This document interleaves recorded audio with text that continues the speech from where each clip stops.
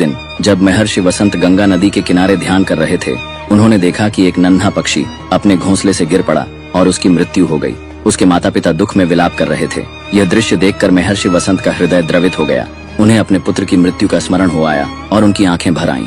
उसी समय पास के एक वृक्ष पर बैठा एक उल्लू और एक कौवा यह दृश्य देख रहे थे। उल्लू ने कौवे से कहा, देखो, यह छोटा पक्षी भी मर गया और उसके माता पिता रो रहे हैं, लेकिन रोने से क्या होगा, जीवन और मृत्यु का चक्र तो अनंत है। कौवा बोला, तुम ठीक कह रहे हो, लेकिन देखो यह महर्षि वसंत कितने विचलित हो गए हैं। क्या ये भी अब तक इस सत्य को पूरी तरह समझ नहीं पाए? कौवा और उल्लू महर्षि वसंत के पास गए और बोले, हे महात्मा, आपने अपना पूरा जीवन ज्ञान की खोज में बिता दिया, फिर भी एक नन्हे पक्षी की मृत्यु से इतना व्यथित हो गए। क्या आपको अब भी यह नहीं समझ आया कि जीवन मात्र एक माया है? महर्षि वसंत ने गहरी सांस ली और बोले, तुम्हारी बात सत्य है, परंतु जब किसी अपने का निधन होता है तो केवल ज्ञान से उस पीड़ा को समाप्त नहीं किया जा सकता। करुणा ही मनुष्य का सबसे बड़ा गुण है।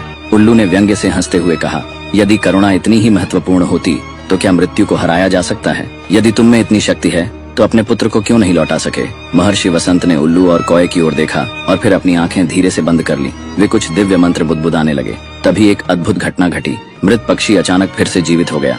यह देखकर कौवा और उल्लू आश्चर्यचकित रह गए।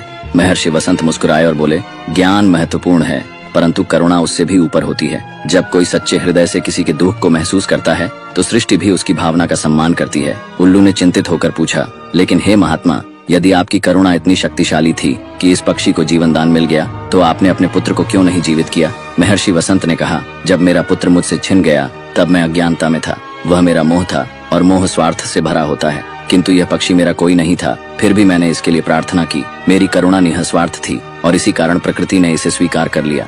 जीवन और मृत्यु का चक्र चलता रहेगा, परंतु करुणा ही वह शक्ति है जो आत्मा को महान बनाती है, न कि मोह।